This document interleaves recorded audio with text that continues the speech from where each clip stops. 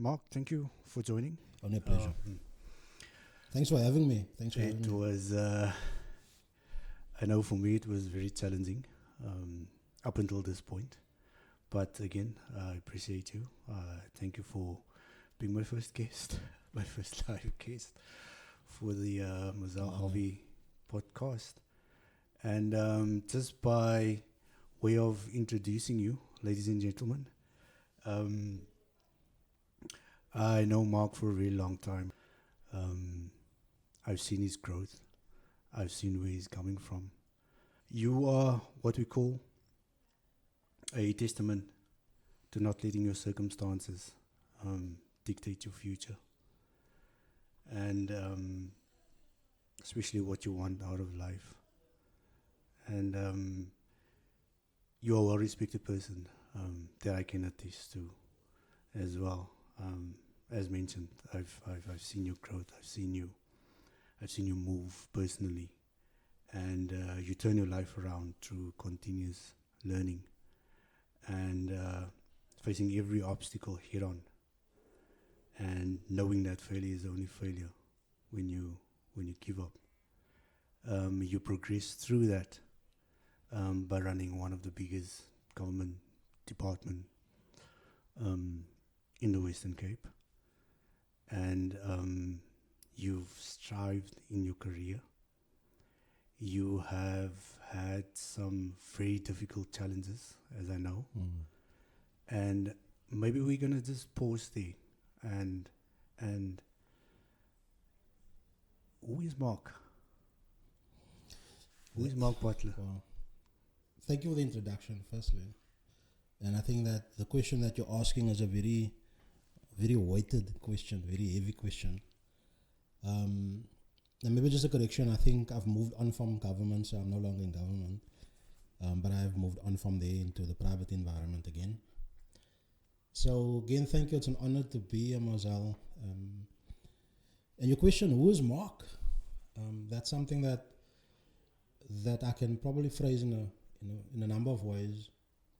But ultimately, it boils down to Mark being a servant, and a servant of his community, a servant of his family, which is his immediate community.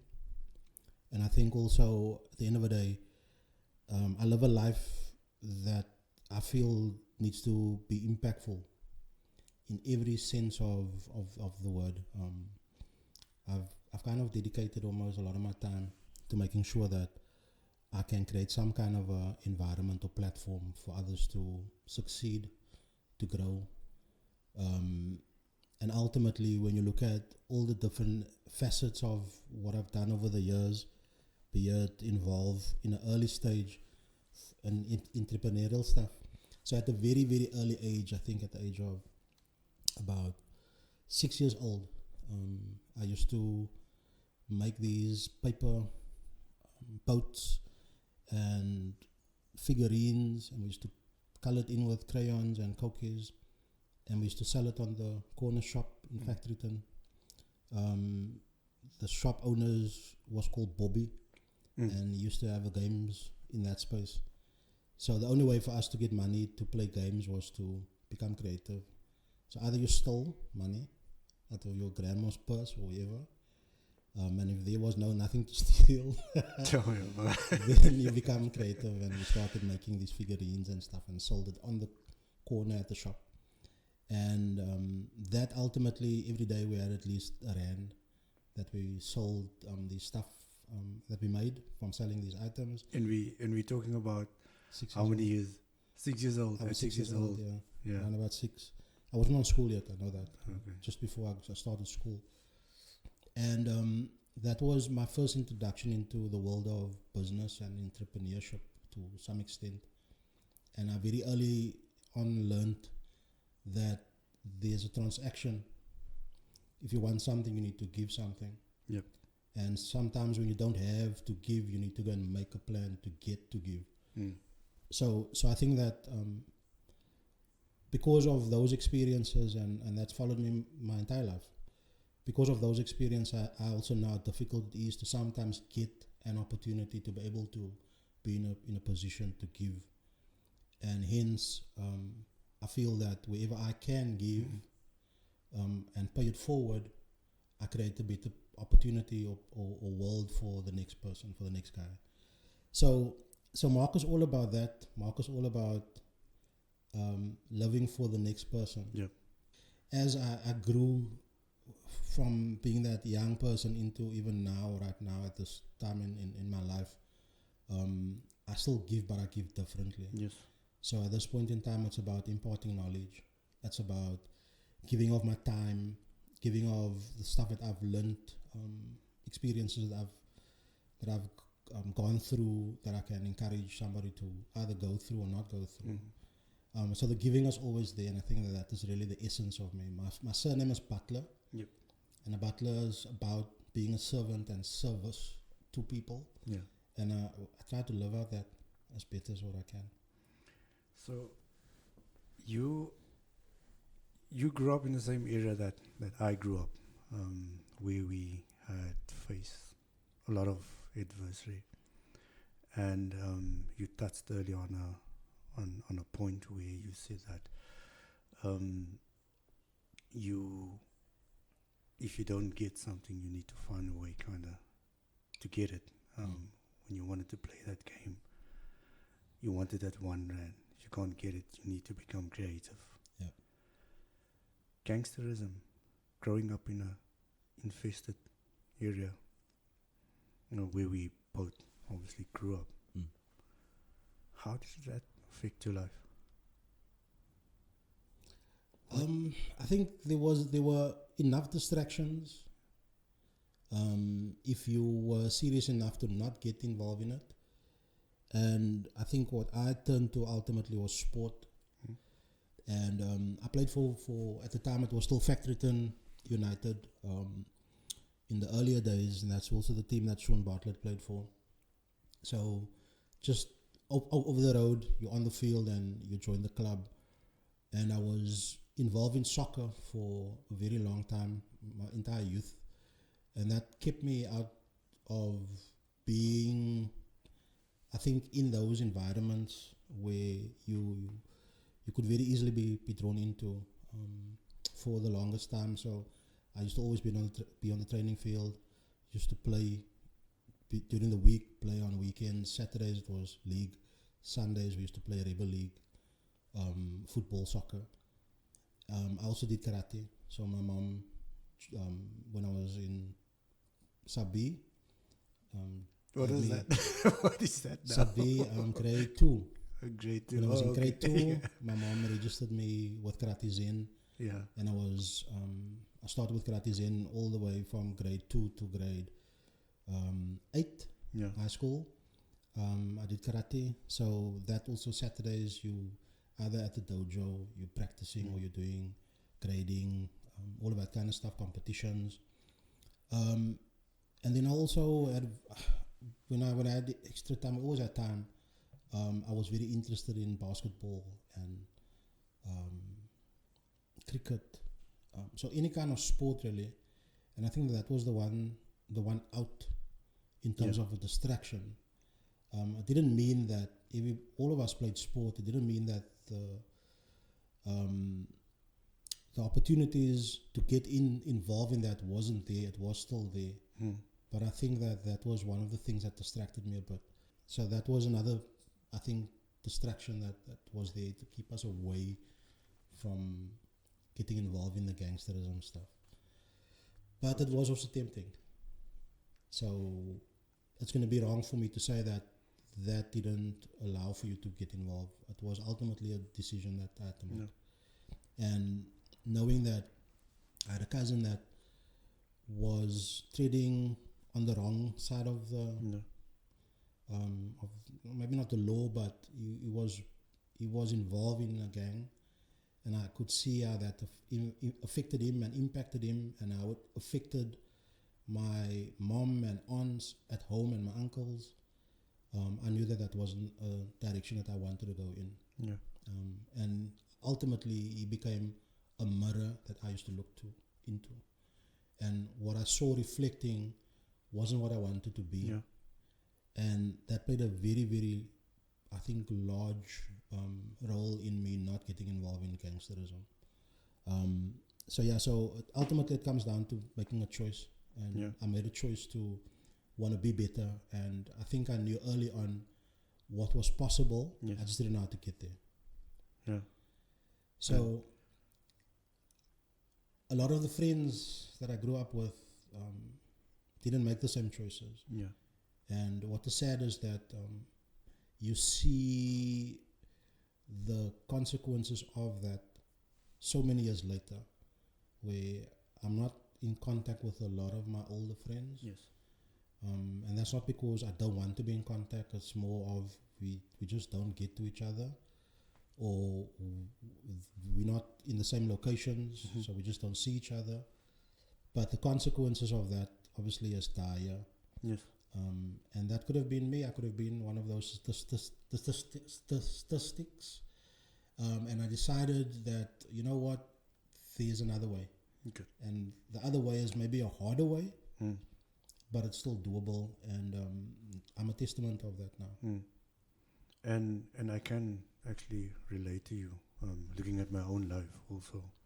I mentioned we come from the same area. Yeah. And this is actually the reason why I got you on this podcast, because there's so many things that we kind of can relate to in terms of growing up.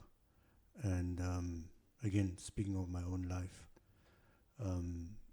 what got me out of the situation that I was facing at the time, growing up, and just in my case, like literally, I would say 99.99% of my family, all are gangsters, including my brothers, cousins, everyone.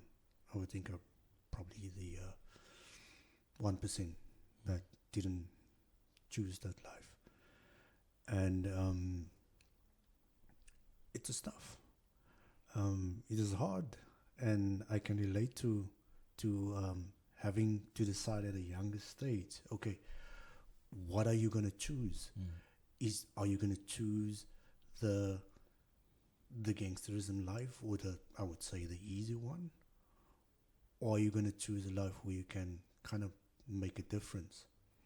And at the time, role models was the gangsters, or still is the gangsters. And it's difficult for one that is in that situation to kind of make that decision. Okay, everyone else is doing it, so why not me? And I think where we coming from, all they know is that little space that they find themselves in, and that space is infested with negativity. That space is infested with no role models apart from just gangsters. And so the decision I would assume to make is easy. Okay, go to school up until grade 6, 7. Someone comes to you, okay, mommy and daddy can't provide for you. You want that pair of Nikes, peer pressure is big. Here the gangster comes along, say, I'm going to give you a pair of Nikes or whatever, a pair of Jordans. And then just go do this for me. And just by doing that, I'm going to get a pair of Jordans here. Someone that shows actually interest in me. Yep. And Air Max. yeah, and the next thing you find yourself, you're sitting here in prison. Yep. And I had a role model. I think it was about 11 years old, and I was also torn between crossroads. And I mean, this guy, that's when my boxing career, I would say, started. Yeah. And it was probably at the right time that this person came into my life, or persons came into my life. And it was amazing how everything just fitted together, and I now had something to kind of look out for. I had an opportunity now to kind of release the anger based on what we were taught in the boxing club. And not only from that, but we we were exposed to a lot of things. I mean, we were traveling the world basically, traveling the whole of South Africa, and just to experience that was life changing. Yeah. At the end of the day, so there was no way that I was gonna go back to kind of being the person that I was, and that shaped me to the person that I am today. And I think that happened Similar, yeah. to you as well. Yeah. And we can kind of now agree to say that you cannot be defined by your circumstances. So there's always a choice. Yeah. There's always a choice you can make. At the end of the day, that choice belongs to you. That decision rather belongs to you. And I mean, you can attest to this. You can either decide that, okay, I'm going to go this way or I'm going to go that way. But at the end of the day, there's no one else you can also blame but yourself for your current state. Yeah, right. What do you think about that? And I agree. And there's a saying, a child in sport is a child out of court. Yeah. And that was our environment, in that you were invested in the sport, and for many of us, and I'm sure you included, sport when we played away was almost the only time when we got out of Factoryton. Yeah. Those were opportunities that for us it was magical, because we get to go to Botasig, or we get to go to Edgemead, and as silly as that might sound to whoever's listening now, that used to be a big thing, because we only knew Factoryton, we only knew Kensington, we knew 100%. nothing else. We knew the butts. That was our thing, going to the baths, to the swimming pool. So I fully agree with that it was an opportunity to escape, being involved in sport. And yes, you're right, it's all about making that choice at the end of the day. I think we're talking role models, and a further thing for me in terms of role models was, I'm from a family that is known for music. Yeah. So people know Jonathan Butler. But besides Jonathan Butler, there's so many other artists within our family. And my uncle, Daniel Butler, he was a drummer in the Explosives band that existed in Kensington, Factoryton. And his eldest brother, Norman Butler, was a jazz pianist, a magical jazz pianist. And I grew up listening and being exposed to music all the time. In our I can remember the time you were a rapper as well. yeah. Yeah, you were probably gonna touch on that as well. So music was a big part of my life, and not me being able to play any instruments, but me listening and being exposed to lots and lots of music, all kinds of music, to a point where those individuals became my role models. Yeah. So I used to listen to Bob Marley all the time. I probably know 95% of his songs word for word. I used to listen to lots of hip hop. I grew up in that era, and up to today I listen to hip hop music, rap and so on. I grew up listening to everything from the Stylistics to the Whispers to Alanis Morissette to Lenny Kravitz to Beethoven and Bach. Yeah. Every kind of music. And I ultimately started listening to what these guys were saying.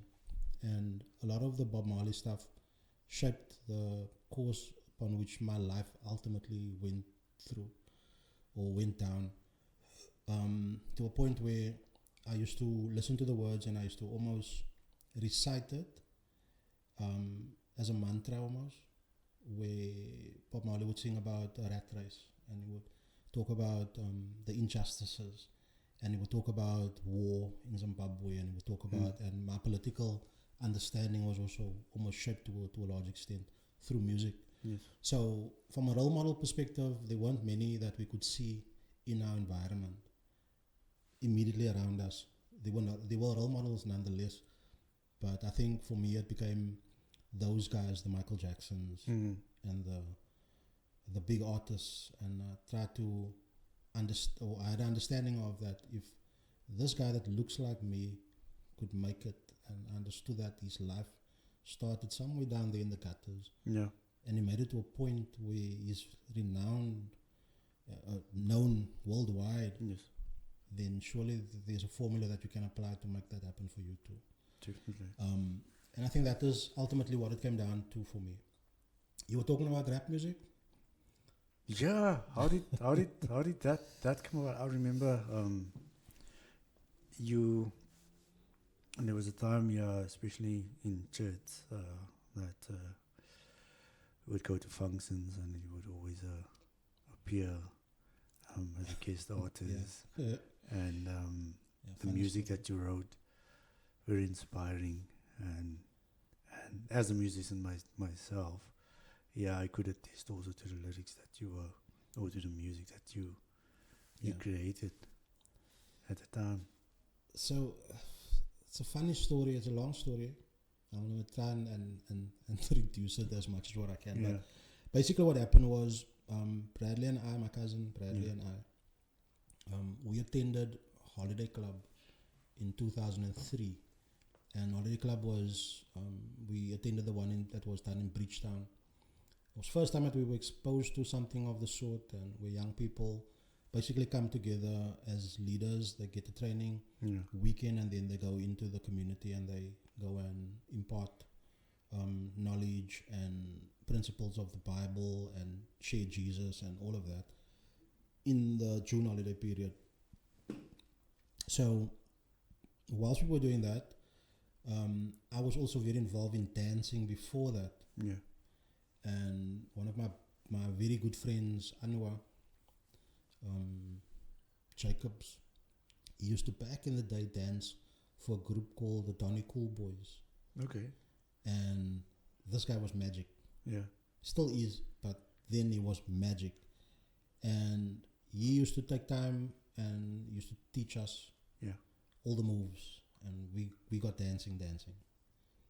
And then when I got to Holiday Club, then we had to do skits every day. Yes. So we incorporated the dance stuff that I knew into the skits. So Brad and I used to be dancing all the time. And there was a guy that was on Holiday Club that was the keyboard player for New Birth. Okay. Stuart Marquez. Stewart. Yes, I know him. And then Stuart, we became friends. And then after Holiday Club, he asked us if we don't want to come and dance with New Birth. And we said, oh, okay. And we went, we did audition. And Brad and I ended up dancing for New Birth. Yeah. Belleville Civic, Grassy Park Civic, and other places. And we started dancing, getting known for dancing as the New Birth dancers. Gotcha.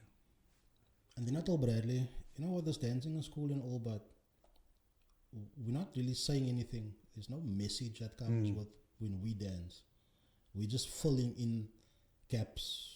And New Birthers, they've got a message and they've got a direction that they want to take the music to, and we fill that void. But if they're not there, how do we contribute to making an impact of some sort? So in 2004, I went to America because I was inducted into the Amateur Poet Society in Philadelphia. And when I came back, I had a lot of time available. And I used to do poetry workshops at the primary schools, Fatterton Primary, Windermere, so forth. And then I started writing a lot more, lots and lots of poems. And then I incorporated, to try and teach the kids poetry, I incorporated music, so then it becomes rap, rhythm and poetry, rap, RAP. And then I decided, you know what, let's take this thing further than just the school. And we then incorporated it in the gospel scene. Yeah. So Brad and I started writing, and we stopped the dancing, started writing music, and that's how we then got into being everywhere. Every youth event. We were at the one youth day event at Fakerskraal Stadium, 5,000 people. And we went everywhere, like literally all over the show, every church group, youth event, wherever you would find Brad and I rapping. So that was a fun time. We did that for, I think, until somebody one day asked Bradley, "Wie is hy ou bra op die stage saam met jou?" Then I realized that I'm done. I'm done. I'm no longer rapping. My time is up. But yeah, again, it was all about, again, inspiring people. Yes. And through the music, bring a message of hope and a message of you better than that. And you can be a lot more than what you think you are. You're resilient, you bounce back material. Just go for it. 100%.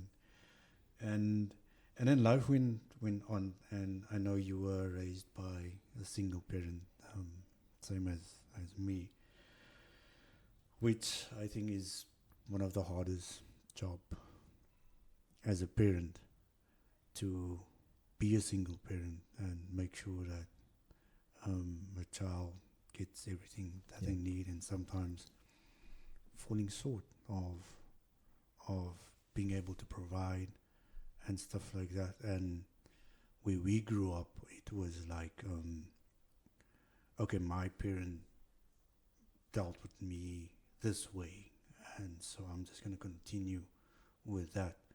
In my case, if there was nothing to eat, because their parents had the perception that, okay, if there's nothing you can do, just stay without it. But you as a child, you don't know that, you don't understand that. Growing up, and up until the point where I'm 100% sure that your mother was your pillar, your strength, and knowing that she gave everything that she can within her power and means, and you lost a couple of years ago.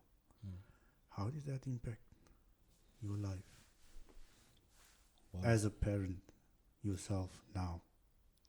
Okay, let me tell you who my mom was first, quickly, and then I'll tell you how it impacts my life. So my mom, in her early days, as long as I can remember, furthest back, she used to work at a salon.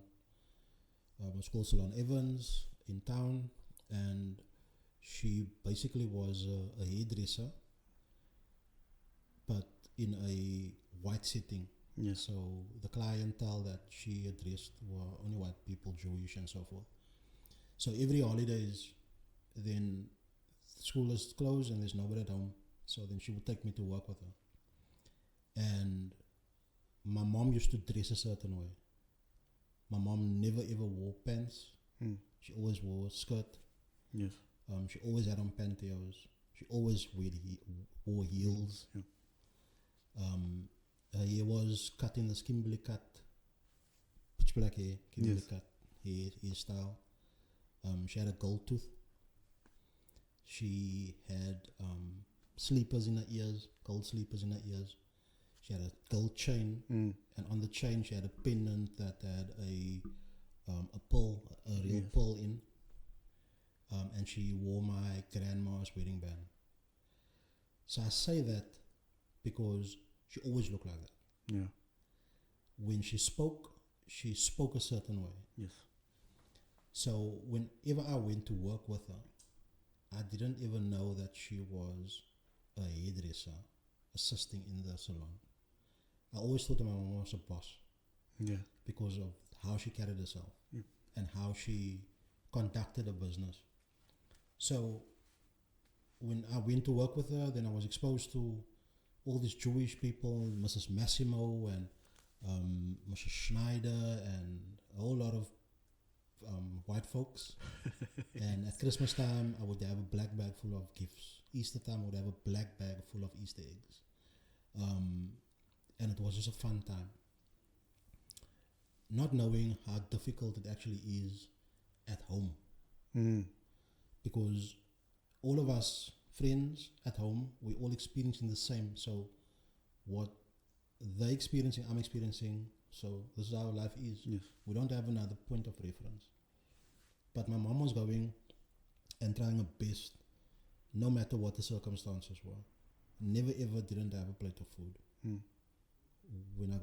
Before I went to bed. Never ever lacked in terms of having clothes or the physical stuff. Never ever lacked. Yet I now know that there was a big gap at home. There wasn't a lot of money that was coming in. There were times where they had to stretch the rand to make it work, and they did that. And how she did it, up until today, I don't know. But my mom was a magician.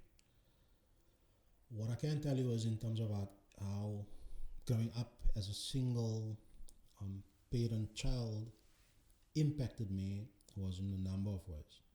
One, I don't know what it is to have a father, but I also I know that I'm not very affectionate when it comes to certain things. I don't hug. Yes. I don't hold hands. There's certain things that I don't do. I don't. It's sometimes difficult to apologize even. Yeah. Because there's certain things that I wasn't exposed to whilst growing up, and I think that you only realize in hindsight when you experience certain situations and you realize, but was that how you were supposed to do it? Yeah. So there's a lot of that now in my adult life comes out. Yes. That I didn't know were things that were lacking when I was younger. Do you think that is affecting how you are with your current family? Yep. Is there some sort of expectation from them in terms of why don't my daddy, just an example, I'm not saying you not doing it, as an example, okay, why doesn't my daddy say I love you? Or why doesn't my daddy say, come, let me hold your hand, or let me give you a hug? As you were saying now, you don't like hugging, or you don't like holding hands.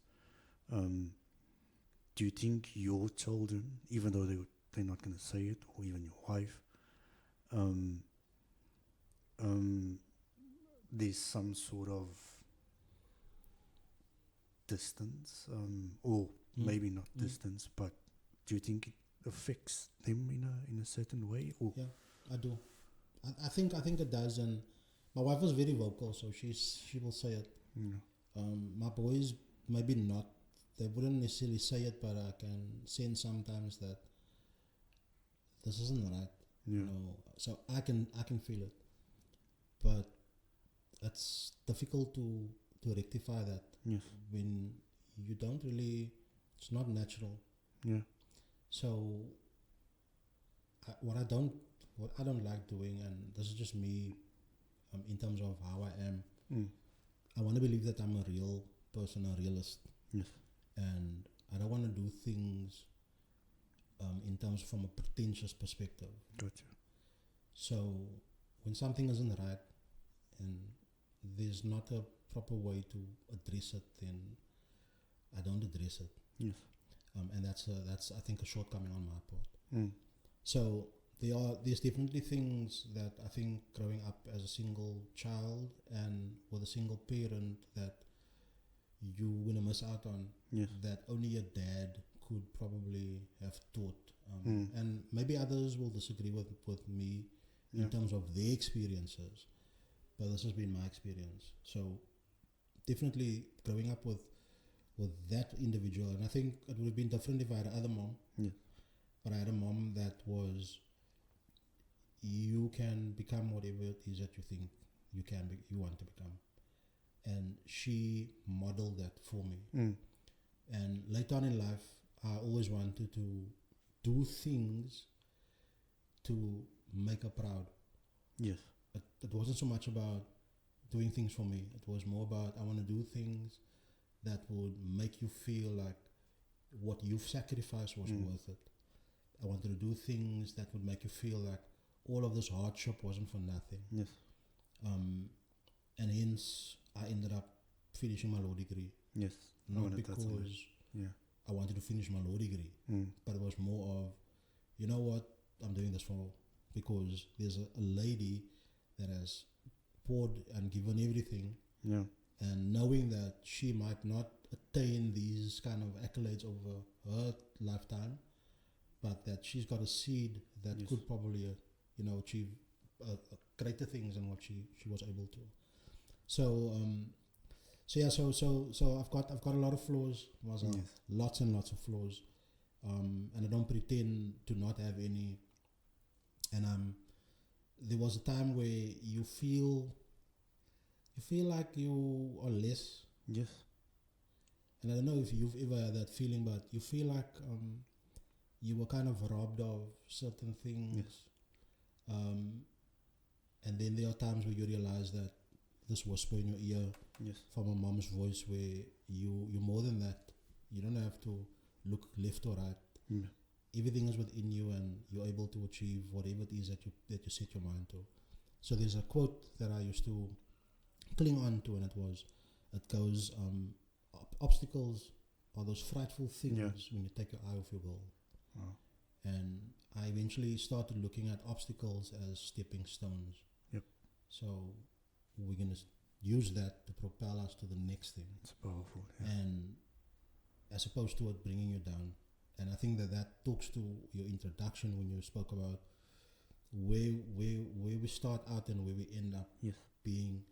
And it was because of that kind of a mom whispering those kind of things into your spirit, into your being all the time. Yeah. That reinforces that belief of you can be more than what you think you are right now. That's powerful. And I can attest to that. Well, I love my mom. I love her very much. And but I had a role model, and Coach Paul, my boxing coach. I looked up to him from every. I just wanted what he had, and he installed a lot of discipline into me. And if anything that he can be, I'm pretty sure he can be proud of me, because going through life, I think whatever I have here, whatever I have currently also in my life, is because of what he installed at the time. You see, and I want to touch on this a little bit, and you know, you mentioned something about we're not perfect. Let's fast forward a little bit, as fathers, specifically as fathers, and I know we don't talk a lot about our feelings. In fact, some of us don't ever talk about our feelings, and I love the fact that you mentioned earlier about some of your flaws that you can, and you can admit that, look here, we are not perfect, same as you, same as me. I also don't like hugging. I also don't like showing emotion. Wow. Thought it's only me. No, and okay. This is where the and this is something that I also wanna chat to in future podcasts about men and their mental health, in the mental state. As so there's always a certain expectation from the wife, the other people, the sister, the brother. The point that I'm trying to make, the effect that people that's looking up to you, and the expectation from a mental health, from a men's mental health perspective, because you always have to be this firm, or this being all the time, being there for people, looking at them, looking after them, and knowing you actually know this, and there's absolutely no one that actually looks after you or looking at how your state is. It's always about the other person, and always about that person, if it's not your kids, if not your wife. And it creates this mental instability, and I'm speaking from experience now as well. And I'm going into this direction because of what you mentioned earlier on about the flaws, and I know it's only not me that this mental health situation is affecting, but there's a lot of men, and there's this blockage of opening up. I'd say, I know I was talking to in fact there's a podcast somewhere there where I talk about these these mental health issues where I say it's okay to be vulnerable. It's okay to cry. It's okay to admit yourself, yes, I'm the head, but I also need to let go of the anger, whatever anger it is that's kind of holding us hostage, to put it that way, and bringing that mental disability into us. So what is keeping us from opening up? What is that blockage? Is it the way we were brought up as men? Is it because of our fathers or parents, where they say that real men don't cry? Again, there's a podcast out of that where I had to deal with this mental instability, and I had to realize that this notion of men just have to be strong, men don't cry, men don't just need to be this macho person and showing no emotion and stuff like that. And I took small steps. I started hugging my wife. I started telling my kid, look here, I love you. And that's why I said it was. I can attest to you when you mentioned that you're not one that holds hands and stuff like that. And I realized, but this is shit that was kind of it was installed in us. And it's wrong in so many ways that we would thought that we just have to be the strong people and not having to show any weakness and stuff like that. And it affected my relationship with my family as well. And again, you were saying earlier on, you know it affects your wife, and she is vocal about it, and she would, luckily your wife would tell it, will tell you, my wife would just not tell me, and then it will break out in an argument in our case now. But it made me realize, but it's affecting my relationship with my family, and at the end of the day, this is my family, and yes, I'm still the head, but I must be able to open up to this is how I also feel. This is how I really feel. And I must be able to cry before my wife. I must be able to go into tears before my wife. We can cry together. And I had to tell myself, it's okay. It's okay to break down. It's okay to say you're not okay. And this is what, and I think real men is people that are able to relate to their own emotions. And so emotions, that is what real men, no, real men is not people that don't show emotion or whatever crap that was installed. And what's your take on that?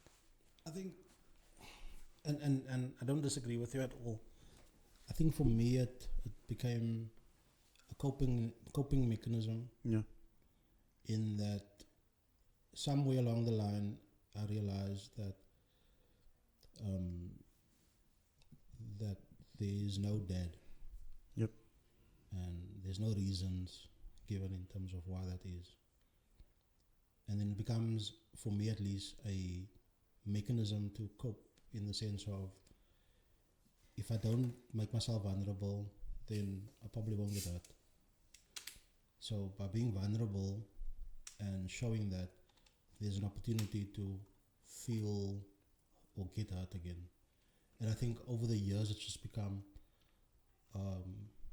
normal, if I can call it that, for me to be that way. Yeah. And subconsciously, I don't think about it. It's just something that now happens. Yeah. Because I've kind of trained myself to be like that over many, many years. But it is something that I'm aware of, that I need to do something about. Yeah. It breeds an opportunity for conflict. Yeah. That you don't need, and it's not intended like I don't go out and don't want to be affectionate. Not that I'm not affectionate, but I don't go out to be like that. It's become more of a coping mechanism to not get hurt. Yes. As opposed to anything else. But yeah, I think the last time that I remember me crying was when I was appointed advocate of the High Court. Yes. I think that was the last time that I can remember where I cried. It is easier for me to cut away from things than to want to feel hurt. Yes. It's easier for me to do that. But I do understand that's my default position to protect myself against whatever I think the threat might be. Yeah. And that is something that I'm going to have to work on. At my mom's funeral, my mom passed away in 2018, 2nd December. And her funeral was, I think, the 6th or later on in that week. And at the funeral, I didn't cry. And I didn't cry not because I didn't want to cry, I didn't have emotions. But I think the beautiful thing that happened there was that when my mom was diagnosed with cancer, she had myeloma, bone marrow cancer. And since from the time when she was diagnosed to when she passed was 5 years. So in that 5 years, we consciously said we're going to do everything possible with whatever time is available to make sure that we live a full life. Yes. And we did exactly that. And I think since then, that has been, as a family, what we've set out to do. Live every day as if it's your last. That's beautiful. Because we don't know when it is our last. Exactly. And I think that in that, there's less opportunity to become emotional. I'll say that we don't become, there will be hardships and stuff that will happen and you will go through stuff. But I think that we've just started to approach life as a family very differently. Yeah. But back to your point, there is definitely work that I need to do. So I'll come back in the next podcast and give you some definitely. feedback. You're gonna come back. And I think I said it's gonna be more about mental health and how it affects us as men. Because we have to deal with a lot of stuff, and again, there's a lot of dependence on us, and having to deal with all these adversaries, it can have a lot of strain. I wanted to touch on your your law degree, and I know we had a conversation a couple of weeks ago when you were sitting here, and we were also talking about obstacles and adversaries that also you faced when you made the decision to actually become a lawyer. And then there was a time where there was questions asked, but why at this stage in your life, or etc. Do you want to touch on that? Yeah. Well, what led you to making that decision to become a lawyer? A company that I work for, they decided to tarnish my name. So I work for a company in the printing environment. They decided one day when I left, they decided that they are going to call clients that I used to deal with and tell the clients that Mark left here, he stole our database with all the accounts listed on, and if he phones you, don't entertain him because he's got a restraint of trade and all kinds of stuff. All lies. Left the company, went to work at a company in Joburg. They started a branch in Cape Town. Yep. They asked me to be in the Cape Town branch, came down, worked in the environment, different from what I was doing in my entire printing career, very different. And the company that I was at, now new company now, they went out to go and tender for a job, and my old company that I was at, they were also tendering for the same work. So instead of them being fair and just trying to get the work fairly, they tried to get me, not me, but the company to remove themselves by saying that if I'm working for them, I gave them insight into whatever. Information, yeah. And based on that, my new company that I'm at now needs to withdraw. Yes. So it was all a tactic to get business, as opposed to me doing what they actually said that I did, which wasn't the case. Yes.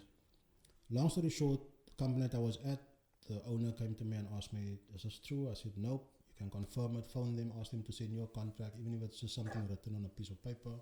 If it is so, then I will resign right now. You don't have to pay me, I'll just walk away. But I'm sure it's not so, because you should have then showed me, but this is what they sent you. A week later, boss still didn't seem very confident or comfortable with me, and then asked him for a piece of paper. I wrote on the piece of paper, I hereby resign, signed it, dated it, gave it to them and said, I'm out. They looked at me and said, what are you doing? I said, can't work with no trust. You're not trusting what I'm telling you is true. So I'd rather be without a job than to be in this toxic environment. So I left the company.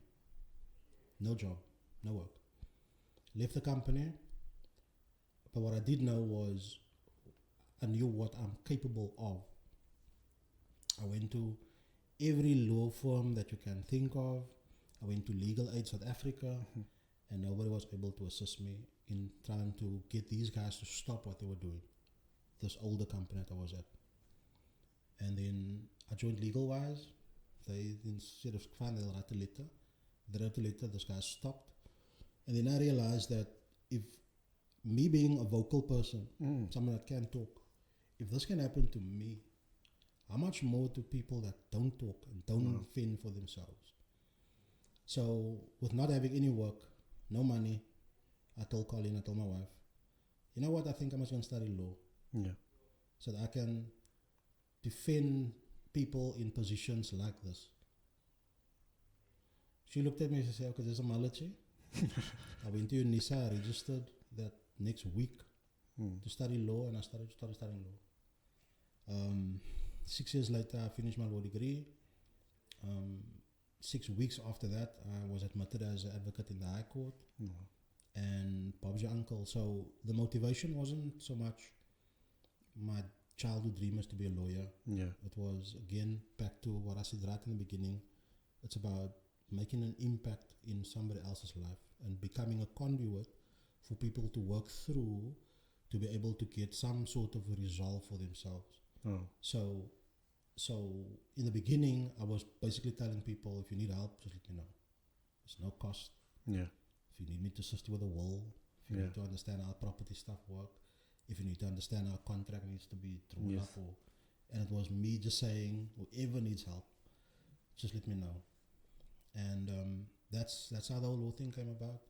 So what was important for me was, so prior to me finishing my law degree, and this is important, I used to start things and I'd never finish anything. And 2008 is when I registered to study law at UNISA. And in 2013, because I did it over 6 years of studying, but I didn't finish it all in one go. And my mom said to me, "Tot alweer iets begin wat jy nie klaar gaan maak nie." And that was hectic, because now I know that she's diagnosed with cancer. Yeah. I don't know how long she's got to live. If I don't finish this law degree, she dies not knowing that I finished the law degree. And the words that remained with me from her was, "Sy begin alles en sy maak niks klaar nie." And that pushed me to finish my law degree. And at the time I was studying some other stuff at CPUT. So I was doing 2 qualifications at the same time.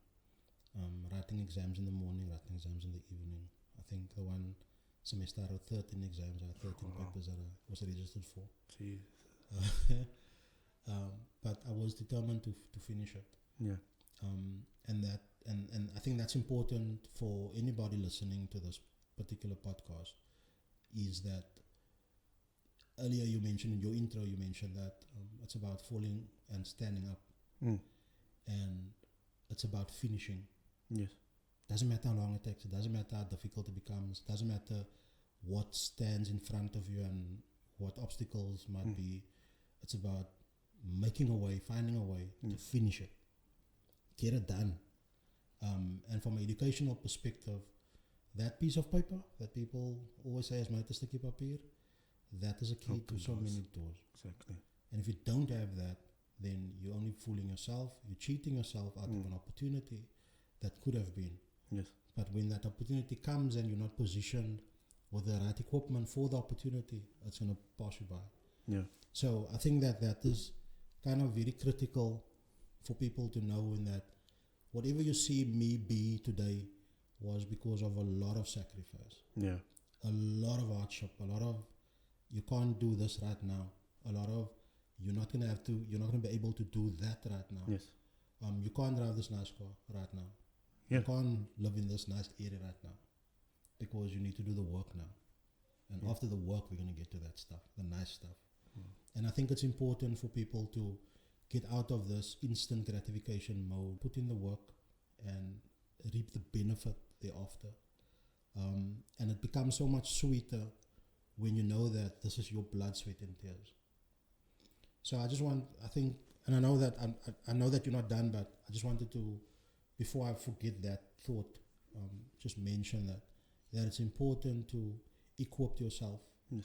And don't look around and look for excuses about why you couldn't do it. Yes. Because you're able to, you can. You've got the ability and the capabilities to do it. Yes. Just get it done and stop looking for a reason to not get it done. Gotcha. So I think that's important. And on that, do you think that based on your point, this is the reason why most of us procrastinate, because we want this instant gratification. So like it took me, well, I would say 15, 20 years plus minus to kind of get to where I am. Yeah. The studies that I did almost 20 years ago is only paying off now. Whether it's in the business, whether it's in at work, it's paying off now only after 15, 20 years. And even though you've constantly worked towards a goal, it didn't happen at the time. You first have to put in the work before it pays off. 100%. You can't just decide today, oh, I want to be a millionaire, and tomorrow you wake up, you're going to be a millionaire. That's not how life works. I think this is what society needs to understand, that in order to get somewhere in life or something in life, you have to work for it. You have to put in the time, you have to put in the effort. And that's how you get to your destination at the end of the day. It is a great journey. It has been a great journey for you. It's still a great journey for you. And you have done very well for yourself. You have done very well for your family so far. And I have the utmost respect for you. I look up to you. You are one of those little tiny grains of people that I can speak about, to put it that way, and I can be proud of to speak about. Even though we don't talk every day, we don't see each other every day, but the moment we have that conversation, is just that mutual respect. And that's why I invited you, just to talk about your life, your experiences, so that you can show to other people, especially to the listeners out there. This is testament to your circumstances does not determine who you are. If there's anything that you want to say to the listeners that can make them feel that they can kind of take on whatever they are experiencing now, whatever negativity that's in their life, that they don't give up hope. Just a little bit of encouragement. So to thank them. you for those kind words. It really means a lot. And coming from somebody that has made quite a huge impact in business, within the private environment sector, based on what you do in the world. It's very humbling to hear it come from you. So thank you for that, Moezelle. But I think if I must encourage anybody, that it is, you are never too old to learn. You need to constantly be on a journey of learning. For me, learning is a lifelong thing.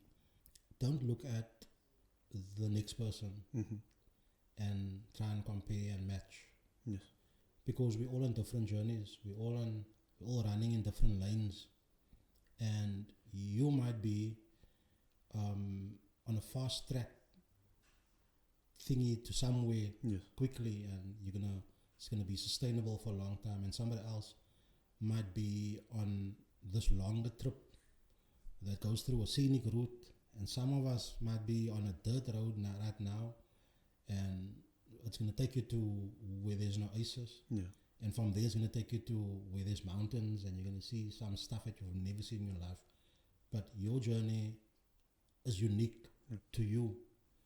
And stay focused on the things that you need to put in place to get to where you want to be.